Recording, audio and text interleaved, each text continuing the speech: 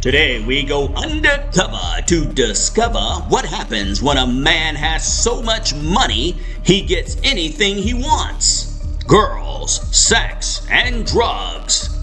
When a rich man has the means to live exactly as he pleases, and his entourage, his staff, friends, and family all cheer him on, while his life spirals out of control.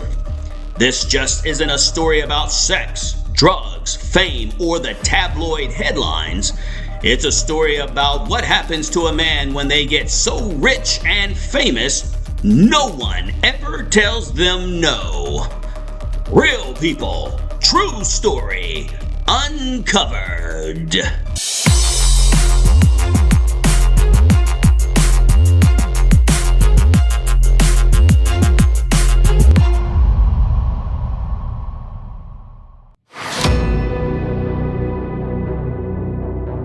Our story starts with the words of money, power, and influence. For many people, these words conjure images of success, freedom, and privilege. But what happens when wealth and status are stacked on top of a lone foundation without moral ballast, without someone who will ever say no, without limits? When a man has the means to live exactly as he pleases, and his entourage, his staff, his friends all cheer him on, because they are afraid to upset him or risk the chance of being fired. We focus on 5 successful and wealthy men for our case study. This isn't just a story about sex, drugs, fame, or the tabloid headlines. It's a story about what happens when no one ever says, "Stop. You shouldn't do that," or "No, you can't touch her. She's underage."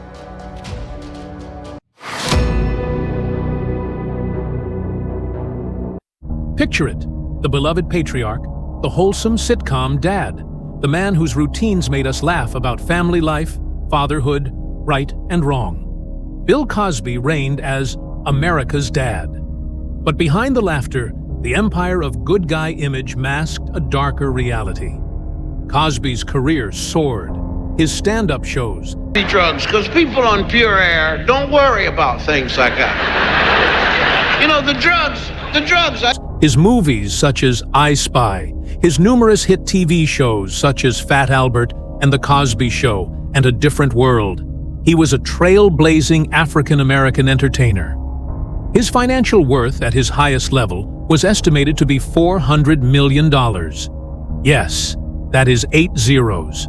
But the collapse began when multiple women came forward, alleging they had been drugged and sexually assaulted by him. News out of California, actor and comedian Bill Cosby is facing a new sexual assault lawsuit. It was filed by former Playboy model Victoria Valentino. She's one of several Cosby accusers expected to file civil suits in the coming days.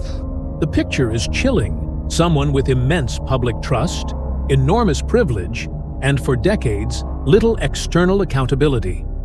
Often, those around him didn't believe the allegations, didn't want trouble, or simply accepted the status quo until it couldn't hold. It's interesting. This is a situation that's unprecedented. My family, my friends, I have been in this business 52 years, and I've never seen anything like this. And reality is the situation. And I can't speak. The narrative shifted from trusted father figure to indicted, convicted.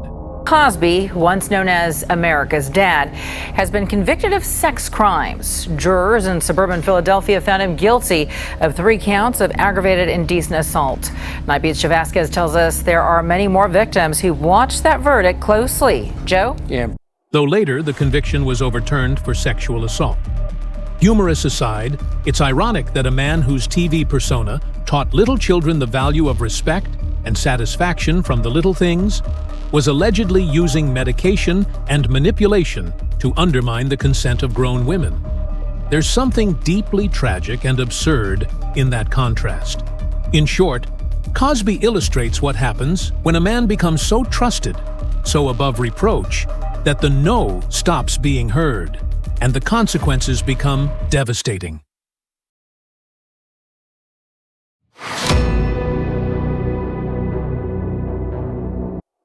Next, we turn to Robert Sylvester Kelly, or you may know him by his stage name, R. Kelly. He rose from obscurity to become one of the most successful R&B artists of his generation. Hit after hit. R. Kelly in the early to mid-90s was maybe the biggest star in R&B? Money, stage, fame. In 1994, Kelly illegally married his protege, the singer Aaliyah, when she was 15 and he was 27. From the moment I stepped foot on stage, I was like, this is what I want to do. I have to do this. I'm happy doing this. He later bribed a government official to obtain a fake ID for her to facilitate the marriage. And as many of you know, R. Kelly married Aaliyah when she was just 15. He was 27. According to the marriage license filed in Illinois, they lied about her age, saying she was 18.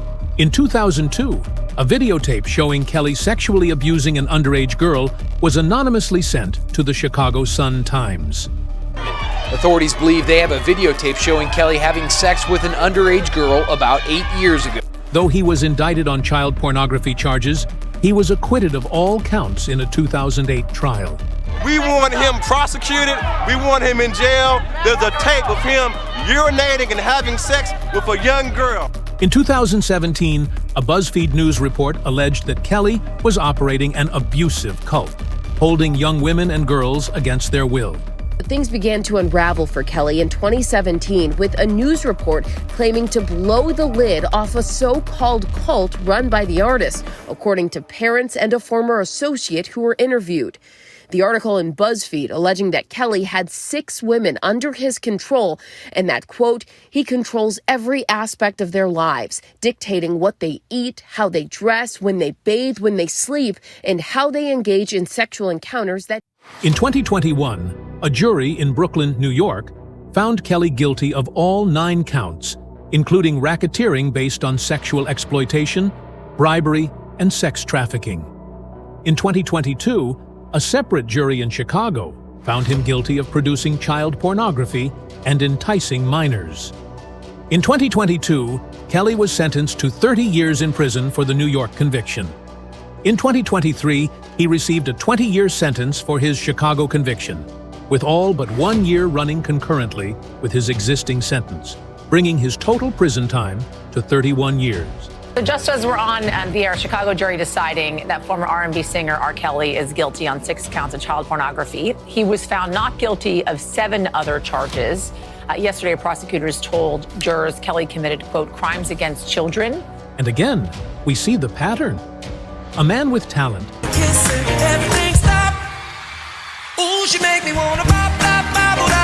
and an estimated worth of $150 million becomes a man with an empire. His staff, his inner circle, his managers, his friends enable him. There is minimal outside pushback. Came like this really unfortunate, tragic way of looking at child pornography in ways that we should have never allowed that to happen. Instead of, did you see it? It should have been, how could he have done that? The behavior grows worse. Eventually, the law catches up, but too late for many victims.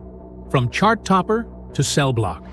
From I believe I can fly, I believe I can fly, to I believe you'll never fly again. The humor here is dark. Imagine the famously slick R&B studio vibe.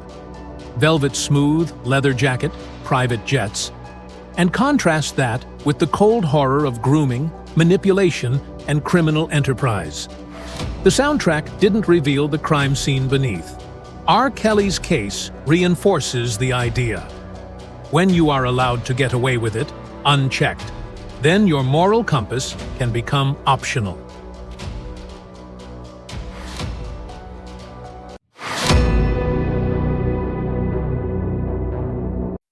Born in Brooklyn in 1953, Jeffrey Epstein began his career as a math and physics teacher at the elite Dalton School in Manhattan.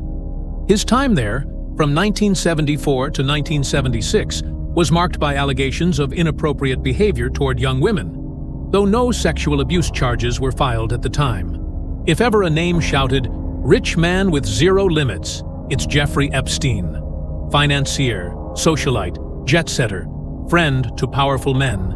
He had mansions, jets, islands, and elite access. He cultivated a network of saints and sinners, hosted by the rich and the famous. And yet, behind the curtain, a decades-long pattern of sexual abuse, trafficking, and manipulation. It wasn't just about one man's indulgence. It was about the people around him who looked the other way, or benefited from staying quiet. In 2005, police in Palm Beach, Florida, began investigating Epstein after a 14-year-old girl, and her parents reported that he paid girls for massages that escalated to sexual abuse. All right. During the course of the investigation, the Palm Beach police documented interviews with about 24 potential victims and witnesses. I am investigating a case. I believe that you have information on Jeff Epstein. Okay? The Palm Beach police, as they're going through their investigation, they find there's like a network going through these schools of victims being recruited. Half of the school knows about it. Half of the school know about it? All of the victims had basically the same story of what they were asked to do and what they did and what happened. Did he offer you more money to do more things? Yeah. $100 more just to take my shower. $200 for 40 minutes. That was a lot for a 16-year-old girl making $6 an hour. But he closed my eyes and did something else. Epstein received a controversial plea deal from then U.S. Attorney Alexander Acosta, allowing him to plead guilty to 2 state charges of soliciting prostitution. Jeffrey Epstein went to jail just before 10 this morning. He pleaded guilty in open court. He agreed to serve a total of 18 months in the Palm Beach detention facility, 12 for felony solicitation of prostitutes, and an additional 6 for procuring persons under 18 for prostitution. In exchange for federal immunity, he served a mere 13 months in jail, with a work release arrangement that allowed him to leave custody for up to 12 hours a day. In August 2019, Epstein died in his New York jail cell awaiting trial. His death became a conspiracy theory, a symbol of how the richest often escape the most scrutiny, until they don't. Start here with breaking news right now. Sources telling ABC News that accused sex trafficker Jeffrey Epstein has died by suicide. The 66-year-old multimillionaire had been awaiting trial at New York City's Metropolitan Correctional Center. Here's where our theme is strongest. He lived in a world where no one ever told him no, or if they did, they feared the consequences. He had all the resources to insulate himself from accountability until the system caught up. If there's a metaphor for unchecked power and wrong behavior in the modern era, it might just be that private island, those helicopters, the silence of the friends, and then the sudden public outrage.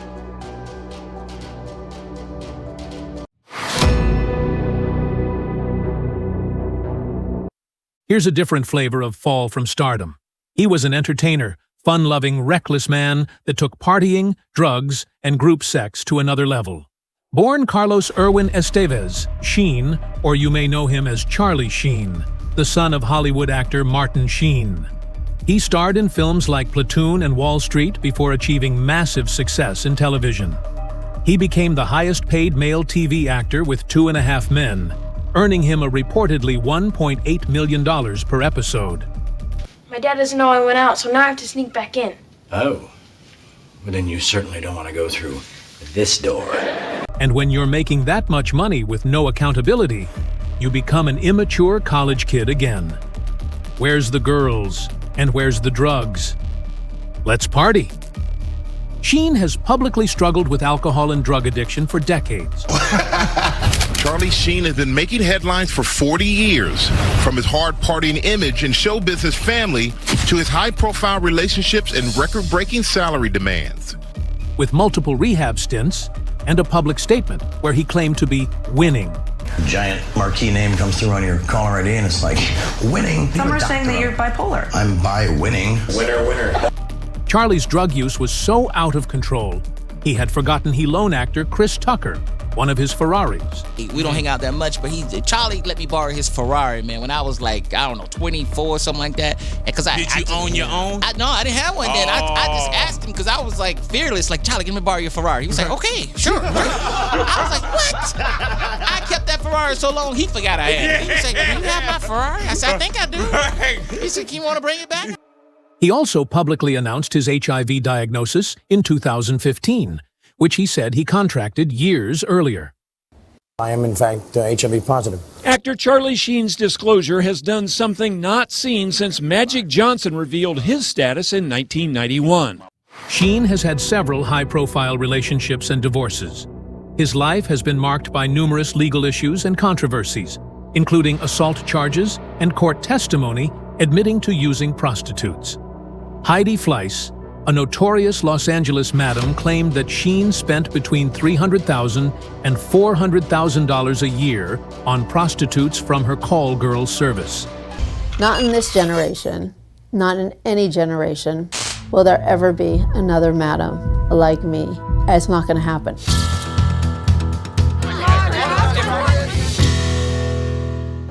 Charlie Sheen rode high. His career on 2.5 Men gave him enormous success. But behind that, drug use, wild partying, sex scandals, erratic behavior that made production halt, and eventually got him fired after a 2011 public meltdown. Sheen is a textbook example of someone with talent and wealth, surrounded by yes men, living like rules don't apply. The studio and network enabled him for years because he brought ratings. His personal life became his business life. His downfall was messy, media-saturated, and somewhat comedic, in the dark sense. "I have tiger blood and Adonis DNA," he yelled. But the joke turned sour. Tell me about the last time you took drugs. Last time I took drugs, I probably took more than anybody could survive. You know. What are we talking about? How much? I don't know, man. I was banging 7-gram rocks and finishing them because that's how I roll. I have one speed. I have one gear. Go. How do you survive that? Because I'm me. Because I'm me. I'm different. I just have a different constitution. I have a different brain. I have a different heart. I have a different, I get tiger blood, man. The lesson: even when you're the brash, fun guy, if the party never ends and there's no one to say, "Pal, slow down," the road can bend sharply into destruction.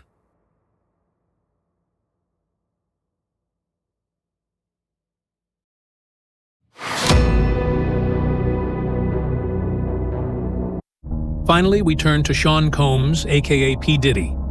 From humble beginnings in Harlem, to hip-hop mogul, to billionaire-style lifestyles. But the dark side? Court cases, allegations of coercion, drug-fueled sex parties, a legal indictment that reads like a crime drama script. Combs started as an unpaid intern at Uptown Records while attending Howard University, quickly demonstrating a talent for identifying and developing artists. After being fired from Uptown, he established his own record label, Bad Boy Entertainment, in 1993. Combs stated working with upcoming and established rap, hip-hop, and R&B recording artists such as Mariah Carey, New Edition, Method Man, Babyface, TLC, Boys I Men, Lil' Kim, SWV, Aretha Franklin, Mary J. Blige, Faith Evans, and Biggie Smalls. In 1996, Combs was named ASCAP's Songwriter of the Year. By 1997, Bad Boy Entertainment had sold nearly $100 million in recordings and made a multi-million-dollar deal with Arista Records for management of the label. Beyond his music career, his early success also led to the launch of his Sean John clothing line in 1998. According to Celebrity Net Worth, Combs' fortune was estimated at around $400 million from his musical and entrepreneurial endeavors. And you guessed it, with that much money, fame, and power, trouble comes quickly. In December 1999, Combs and his then-girlfriend, actor and singer Jennifer Lopez, were allegedly involved in a shooting incident at a New York City nightclub, where 3 people were injured. Combs was later charged with 4 counts of illegal gun possession and 1 count of bribery.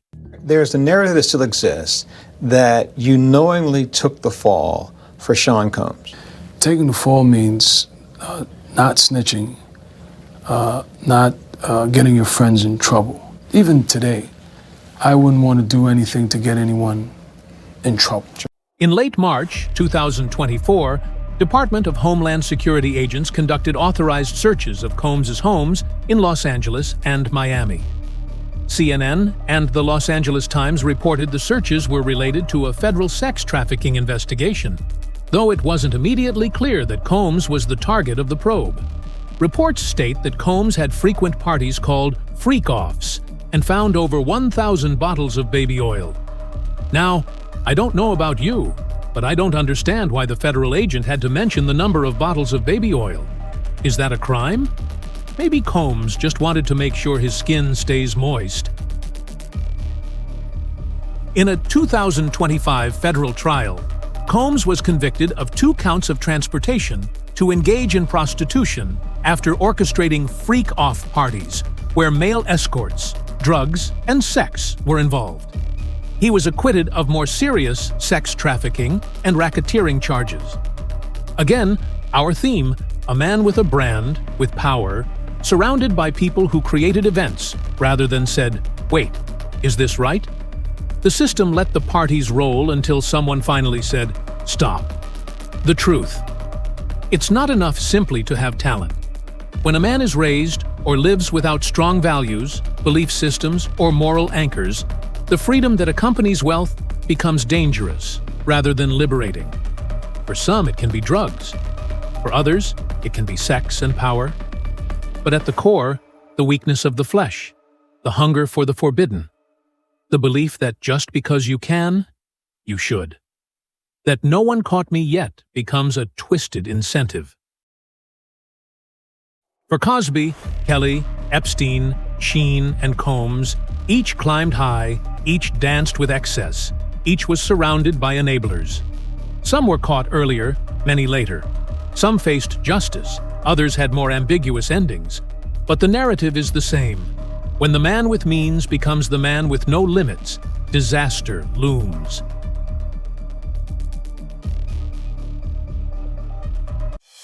Sean P. Diddy Combs has a song out called More Money, More Problems. And I think that's true, especially if you don't have the discipline to handle it.